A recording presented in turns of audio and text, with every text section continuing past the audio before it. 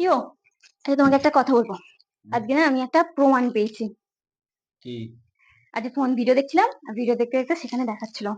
আচ্ছা কি? ঠিক আছে, আগে তুমি বলো যে আমাদের পৃথিবী সৃষ্টির সময় কে আগে জন্মগ্রহণ করেছিল, স্ত্রী না পুরুষ? অবভিয়াসলি পুরুষ। ছেলেরা। কি করে বললে? না, কি করে বললে তুমি? যে আমি জিজ্ঞাসা করলাম বলতে হয় বলে দিলে অমনি। তো আচ্ছা জিজ্ঞাসা ঠিক করো। আছে, ঠিক আছে। এটা বলো যে আমরা কেন প্রথমে সব স্ত্রীদের নাম নিই, লক্ষ্মী নারায়ণ, তারপর রাধা কৃষ্ণ, কেন আগে নামটা নিই? স্ত্রীদের নাম কেন আগে নিই বলো? আমরা ওদের জায়গাটা দিয়েছি তাই। ও, তোমরা জায়গা দিয়েছো তাই এমনি হয়ে গেল? তাহলে আমরা, আচ্ছা বলো, তুমি লেখাপড়া করেছো তো? হুম। লেখাপড়া করার সময় ছোটবেলায় তখন কার পুজো করতে? বিদ্যার সরস্বতী। জন্য সরস্বতী। হুম। বিদ্যার জন্য সরস্বতী দেবীর পুজো করতে, সেটাকে স্ত্রী।